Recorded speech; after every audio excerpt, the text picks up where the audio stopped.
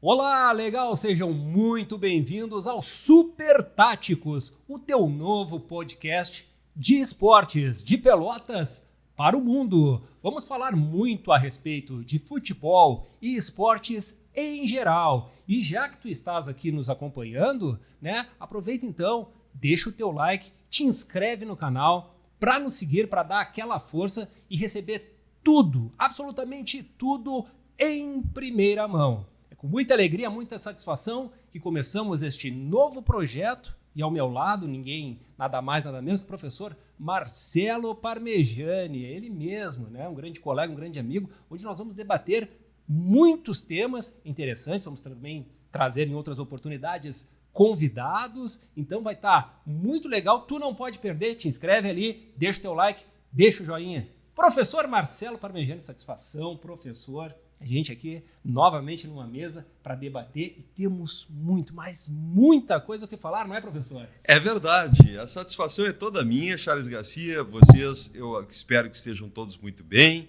É lógico que aqui, no Super Táticos, vocês vão ouvir, acompanhar, ver, refletir sobre questões que dificilmente vocês vão encontrar em outro programa. Porque a nossa discussão vai ser uma discussão franca, uma discussão que vai trazer a participação de vocês. Por isso, não fiquem em dúvida, nos acompanhem, porque realmente polêmica, discussão é aqui, no Super Táticos. Charles. Isso mesmo, Super Táticos, então, com o professor Parmegiani, Marcelo Parmegiani, comigo também na parte técnica, o Jefferson Lopes dando toda a assessoria. Pois olha, sem uma parte técnica é impossível fazer qualquer programa e ainda mais um programa de qualidade, que é a nossa proposta para vocês, porque aqui nós vamos discutir a dupla Grenal, vamos discutir o futebol de Pelotas, a seleção brasileira, os campeonatos que rodam pelo país afora e também, é claro, muito do esporte na esfera olímpica, porque logo vem Olimpíadas, sim senhor.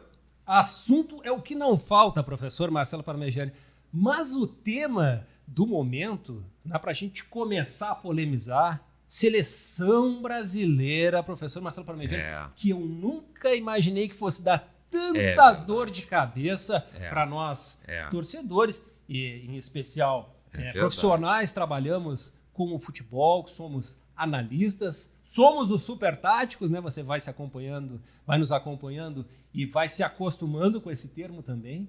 O que nós podemos falar a respeito de seleção brasileira, que sempre foi aquele momento de alegria do povo, aquele momento em que todo mundo ia relaxar, que parava o país, professor, para a gente assistir um futebol de qualidade. Não ganhávamos sempre, óbvio que não, porque trata-se de futebol, de esporte, mas principalmente futebol, onde nem sempre o melhor ganha, mas sempre, desde que eu me conheço por gente, dava gosto de assistir seleção brasileira. E hoje, professor, só me dá dor de cabeça. Mas, Charles, amigos, amigas, o Super Táticos nasceu justamente, e aí eu já posso contar para todos, em cima dessa baita crise da seleção brasileira, Foi a partir da crise da seleção brasileira que nós resolvemos, eu, Charles Garcia e o Jefferson, organizarmos este programa para todos nós, para todos vocês. E o Paulo Roberto Falcão, Charles Garcia, ele há poucos dias atrás, ele comentou algo muito importante.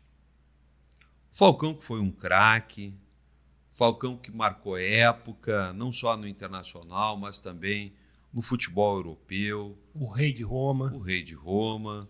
Depois retornou para o Brasil, jogou um tempo no São Paulo. Paulo Roberto Falcão destacou um ponto com a fina ironia. Sabe, Jefferson, aquela ironia que só o Falcão apresenta, devido a ser exatamente uma pessoa extremamente inteligente. Ele disse, olha, na seleção parece que quem mais toca na bola é o goleiro, porque a bola só vai para trás. Isso não são palavras minhas, são palavras do Paulo Roberto Falcão, poucos dias atrás, concedendo uma entrevista, que os times estão jogando muito para trás, que os times estão num toque de bola improdutivo, que os times, as seleções, ao invés de jogarem para frente, procuram reter a bola na intermediária defensiva e aí sobe aquela escala na tabela da posse de bola que não representa absolutamente nada. Então, o Falcão, Charles Garcia, eu acredito que ele botou o dedo na ferida, e mais do que botou o dedo na ferida, ele escarafunchou a ferida. Porque é muito toque de bola improdutivo, é muito toque de bola para trás. Tudo bem que o goleiro tem que saber jogar um pouco com os pés, mas não pode, como ele quis destacar, o goleiro ser exatamente o jogador que mais toca na bola. Não é possível. O protagonista. O protagonista não pode ser o goleiro, Charles. O Paulo Roberto Falcão, que todo mundo conhece, não precisa se dizer absolutamente mais nada, uma pessoa extremamente inteligente, um excelente jogador de futebol, um excelente comentarista. Excelente comentarista. Tenho as minhas ressalvas a ele como treinador, acho até que por muitas vezes incompreendido pela, digamos assim, a mediocridade geral dos jogadores, mas de uma inteligência fenomenal, e na seleção brasileira foi um grande jogador, né? Ele consegue fazer uma leitura de jogo impressionante, tá? E eu vou citar aqui, já que tu falou essa questão do goleiro, qualquer jogo de futebol, nós assistimos vários jogos, é estarrecedor. Tu tem uma jogada, tu tem um escanteio a favor de uma equipe, e em 5 segundos essa bola tá no goleiro. É impressionante. Não. Por favor. Jogos, às vezes, que tu vê jogos parelhos, jogos onde tu quer uma oportunidade, às vezes, para decidir um jogo, aí tu tem uma bola parada que tu pode levantar, que tu pode fazer. Enfim, eles conseguem fazer isso. Tu citou muito bem, devido às palavras do Falcão, com relação à seleção brasileira, mas nas equipes acontece isso. Há pouquíssimo tempo atrás, agora, no Internacional, pela Copa do Brasil contra o Fluminense, no Beira-Rio, tu has de lembrar o primeiro gol que o Inter sofre, o Thiago Maia no meio campo, mas dá um balão para trás. E o Rocher fica desesperado. E a bola sobra e o Vitão acaba ajeitando o gol do Fluminense. O que eu quero dizer com isso? Que se é para aliviar uma situação, joga essa bola para a arquibancada. Jogo para o mato, que o jogo de campeonato, claro. Isso é mais antigo do que caminhar para frente. Claro. Mas, voltando à seleção brasileira, onde tu tens, teoricamente, os melhores jogadores possíveis do teu país, e tu não tem condição, taticamente, de exercer, eu não digo sempre domínio, mas tu pode escolher o centroavante que tu quiser, tu pode escolher o teu camisa 10, que a grande maioria dos clubes não pode, tu pode ter zagueiros de qualidade, e eu concordo contigo, professor, o goleiro, ele também tem que saber jogar numa eventualidade. Claro. Eu prefiro ter um grande goleiro, eu vou puxar pro Tafarel, tá? Dos que eu vi jogar, não estou dizendo que ele foi o melhor, mas dos que eu vi jogar, para mim, tecnicamente, o melhor goleiro.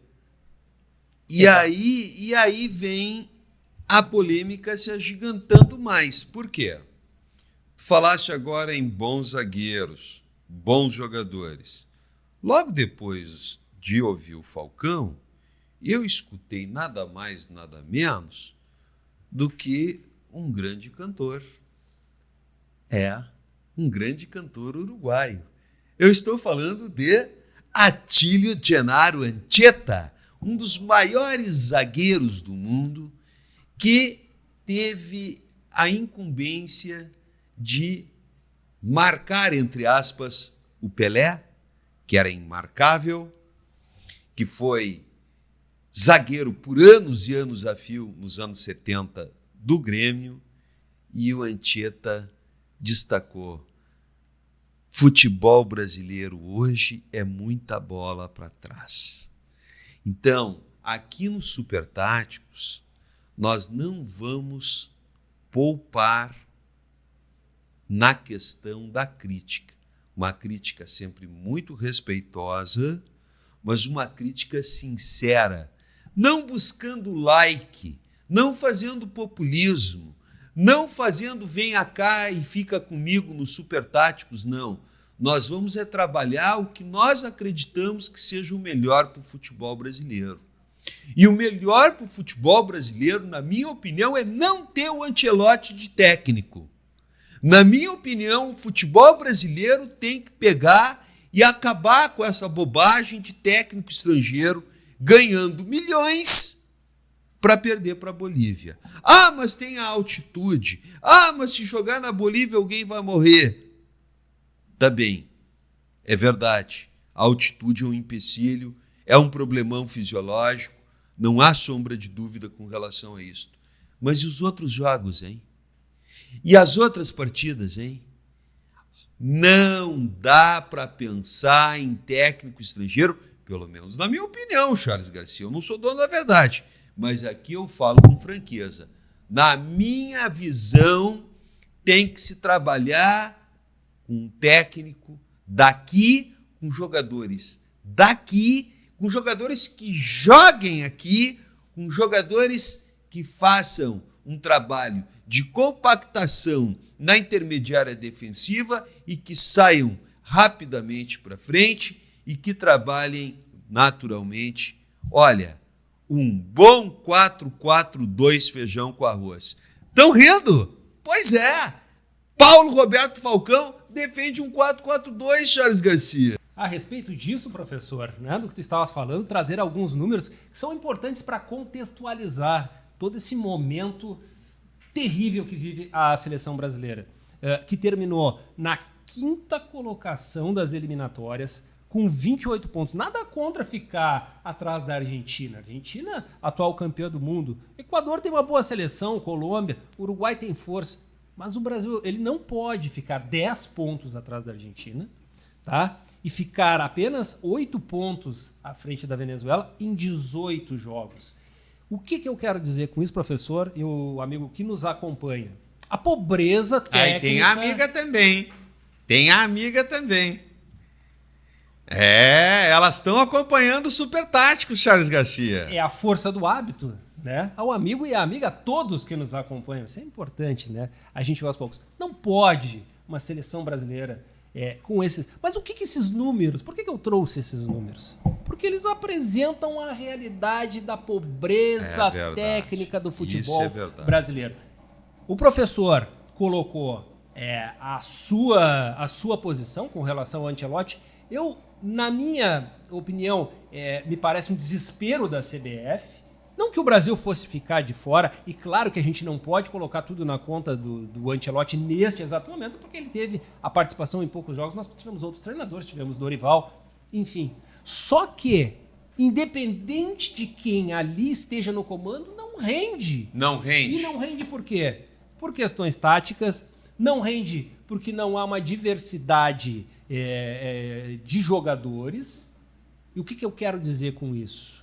Que não é porque o fulaninho joga no Barcelona ou no Real Madrid que ele sempre tem que ser convocado. Às vezes, professor, um gelo, às vezes descansa um pouquinho, às vezes vamos pegar, como tu falaste, vamos pegar um jogador aqui no cenário nacional e nesse ponto eu acho até que o Ancelotti ele me surpreende no fato de ele tá indo ao estádio, ele tá procurando conhecer um pouco mais, daqui a pouco pode pintar alguma coisa, mas não foge das mesmas figurinhas. Sabe aquele álbum de figurinhas que vocês tinham, e eu tinha antigamente, adorava? E eu ainda guardo os meus. No tempo que nós não tínhamos internet, então a gente pegava as figurinhas do Campeonato Brasileiro, da Copa do Mundo. Se tu tens ainda, professor, e muita gente tem com recordação, tu vai olhar lá as mesmas figurinhas. Só que naquela época, vou pegar pesado agora, naquela época tu tinha Pelé, tu tinha Rivelino, tu tinha Tostão, tu tinha Zagallo. Tudo bem, peguei pesado demais, eu falei dos melhores, eu vou puxar um pouco mais pra cá. Aí tu tinha Zico, tu tinha Sócrates. Bom, a disparidade para hoje ainda é grande. Eu vou baixar um pouquinho mais, mas mantém em alto nível. Vamos pegar os anos 90. Nós tínhamos Romário, nós tínhamos Bebeto, nós tínhamos Ronaldo, depois Ronaldinho Gaúcho. Tudo bem que nós não temos jogadores com esta excelência, mas se não dá certo de uma forma, por que não tentar outra? E aí eu concordo contigo. Questões táticas, alterações de questões. Se faz tanto amistoso, improdutivo, caça-níquel, que a CBF propõe e vai em busca de dinheiro. Já que vai ter esse tipo de amistoso, por que não? Olha, nunca jogamos num 3-5-2. Vamos pegar 2-3 amistosos, vamos tentar, vamos pegar jogadores que possam fazer essa função. Olha, realmente, não deu certo. 3-5-2 para a seleção brasileira não dá. Vamos jogar de outra forma. Vamos chamar o professor Marcelo, que está jogando em outra equipe. Vamos testar, tem tempo para isso. Porque, infelizmente, o que eu tenho para dizer para vocês, e o professor sabe muito bem disso, é que a perspectiva para a Copa do Mundo ela é terrível. É horrível. Nós não vamos... Olha só, né? É muito forte falar isso, porque isso fica tudo, né, gravado. Nós não vamos ganhar a Copa. Não, nós não vamos a lugar algum não do jeito que tá. Não vamos sequer chegar às finais. Não. Tomara que estejamos errados, mude não muita vamos coisa. A lugar algum. E o Brasil chega... Não há essa perspectiva. Porque é mais do mesmo e mais do mesmo o resultado nós já conhecemos. Pois é, aí assim, ó, Charles Garcia, para todo mundo poder refletir conosco. Se o problema fosse técnico, já teria sido solucionado. Por todos que já se apresentaram, todos são bons. O Dorival não é mau técnico. O Diniz está provando no Vasco da Gama que entende do riscado. O Ancelotti dispensa comentários.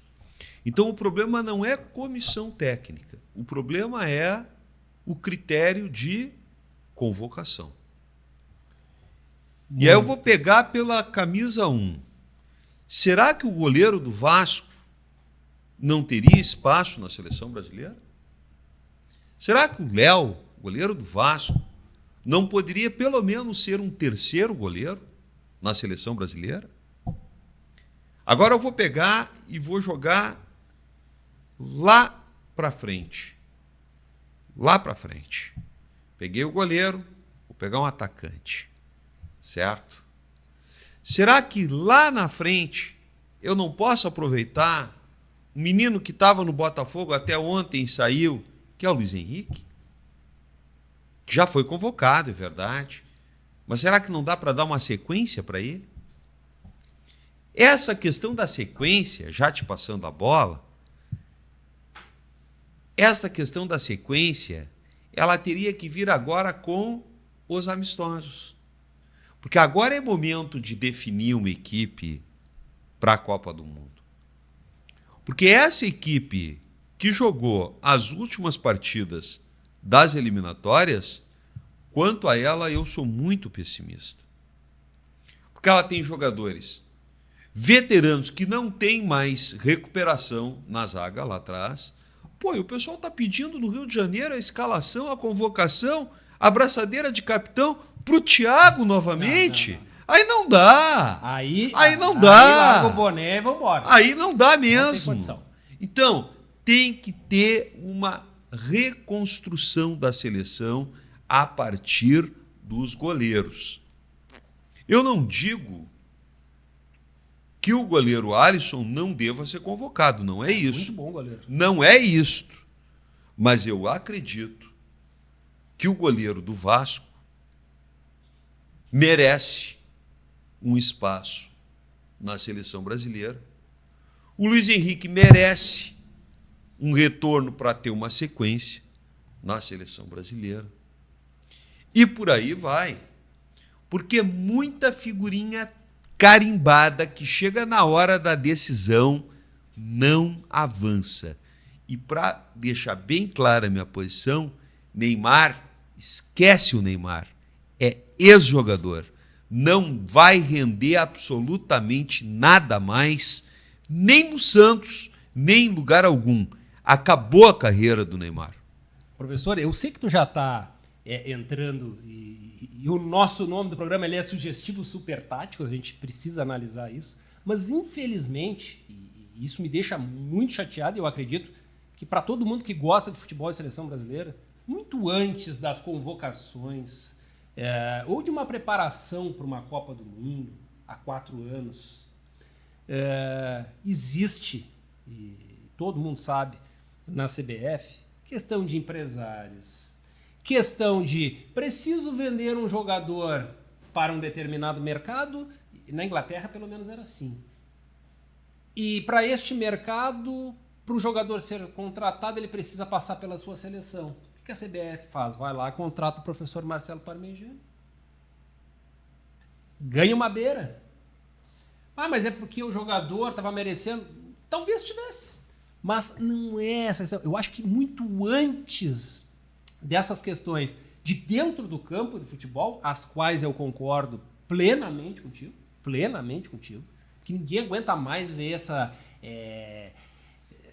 comida sem sal, essa coisa terrível de seleção brasileira, que faz com que muitas vezes, e aí eu vou confessar, vou ser réu, confesso, com que muitas vezes eu não assista, eu procure um outro programa. Infelizmente, é uma verdade, e tu analisar com muitas pessoas, já não assistem mais seleção brasileira. Não assistem. Se perdeu o gosto. Jogaram a toalha. A CBF, eu estou colocando uma culpa na instituição, que a gente sabe que tem N problemas, que é riquíssima. É riquíssima, mas tem N problemas e um deles é ser suscetível a televisão, que seja um mal necessário hoje, empresários, precisa jogador tal ser convocado, precisa aquilo. Então, né, utopicamente falando, seria muito bom vamos pegar o goleiro do Vasco, que hoje é o melhor vamos colocar que seja, tem vários, seja o melhor goleiro do país. Esse jogador merece uma vaga na seleção brasileira. Mas tem N fatores lá atrás que vão fazer com que ele não chegue. Isso tudo, que são pequenos detalhes, mas que somados vão para dentro do campo e transformam um símbolo nacional, que era a seleção brasileira, até para quem não curtia muito futebol, mas a seleção brasileira era motivo de espetáculo, era de todo mundo parar, e às vezes até de reunir a família antigamente. Pois é, e quanto tempo já faz que nós não ganhamos uma Copa do Mundo? Ganhamos em 2002. Pois é. Vamos para 24 anos. Pois é o tempo exatamente do quê? É o 2002, não estou errado, tempo né? Exatamente de 1970 a 94, foram 24 anos.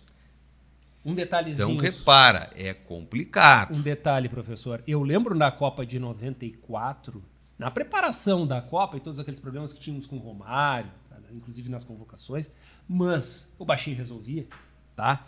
Do seguinte, havia naquele grupo, e aí vamos colocar a CBF também, porque eu não posso simplesmente só criticar, mas eu acho que também, quando tem que elogiar, ninguém é ruim 100% ou bom 100%, mas havia na nação e no grupo de jogadores aquela coisa, nós vamos ganhar a Copa. Jogadores que eram, claro, nos padrões de hoje se ganhava muito menos, mas jogadores que eram consagrados.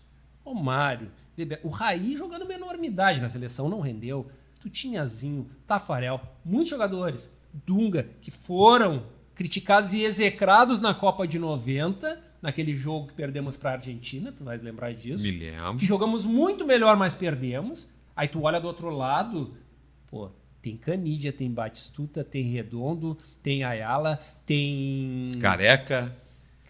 O Gareca, que é o técnico. Exatamente. Tu tinha um Maradona que dá passe pra... Não, peraí, eu não tô jogando contra qualquer um. Eu perdi de 1-0 pra Argentina mesmo sendo melhor. Pra aquela Argentina, ok. Mas havia, então, por tudo isso que tu falou e pelo tempo que o Brasil não vencia uma Copa do Mundo, de nós vamos ganhar essa Copa. Podia ter perdido nos pênaltis pra Itália, porque o pênalti iguala muita coisa. E Roberto Baggio, que por muitos também foi criticado e levou aquela seleção italiana uma boa parte nas costas, acabou errando o pênalti, tá?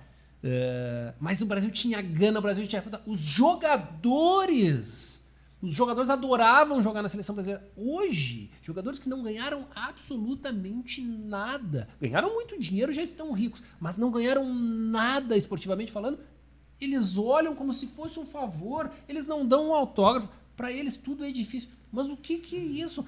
Nós somos, professor, Um tempo é seleção, é selecionar. Eu tenho que ser o melhor para, com muito orgulho, vestir a camisa e estar lá. Hoje não. Eu vou fazer um favor. Faz um favor para mim, então. Recusa. Qual é a jogada ensaiada da seleção? Quem é o batedor de falta da seleção? Quem é que tem um chute potente na seleção? Aquele chute de longa distância. Quem é o excelente? Quem é o excelente cabeceador da seleção?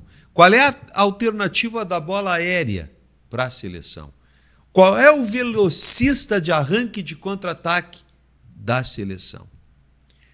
Qual é o zagueiro xerifão que espanta, impõe respeito e que, se precisar, dá botinada? Qual é o zagueiro xerifão da seleção?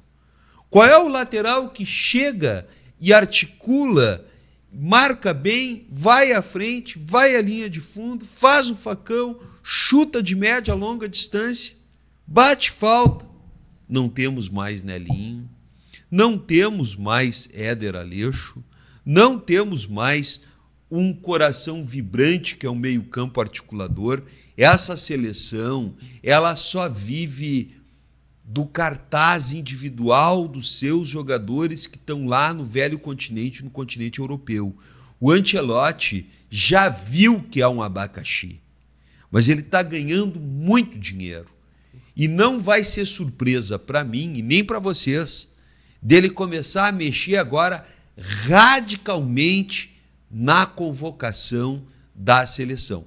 Porque ele sabe que com essa seleção que está aí, ele não vai a lugar nenhum na Copa do Mundo. O Brasil vai passar vergonha na Copa do Mundo.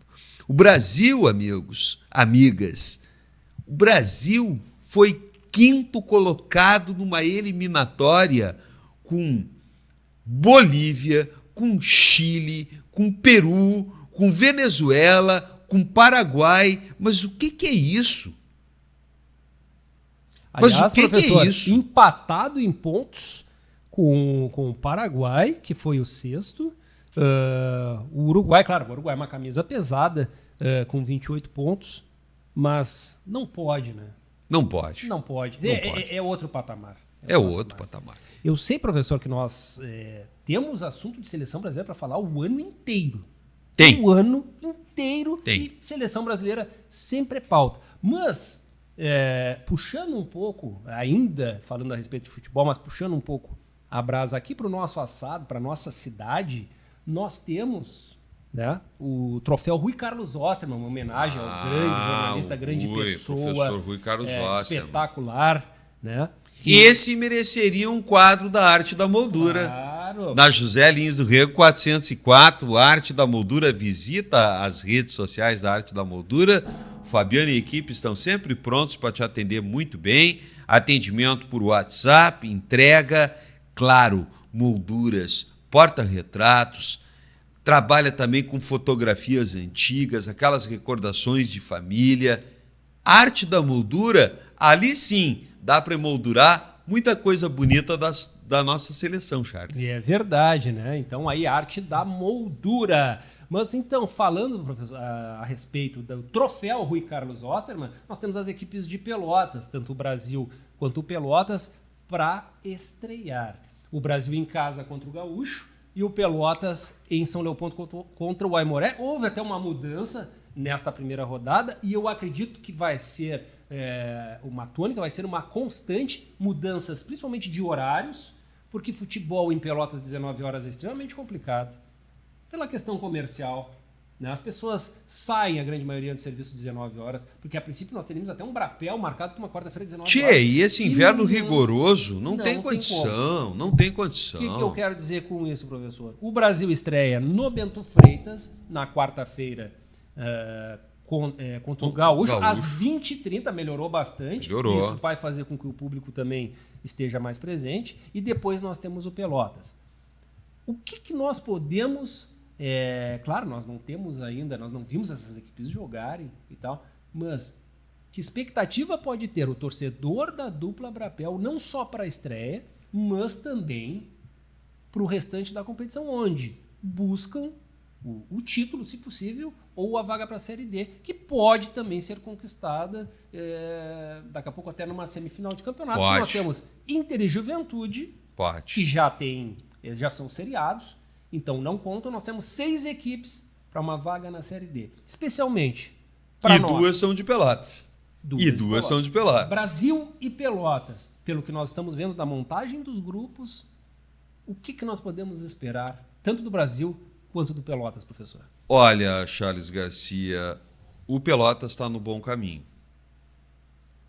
O Pelotas está com um excelente goleiro. O Pelotas contratou zagueiros experientes. É o Rodrigo Mamal, goleiro. Dos melhores goleiros, do interior do Rio Grande do Sul. Super experiente. O Pelotas remodelou a sua visão administrativa. O Pelotas remodelou o seu conselho.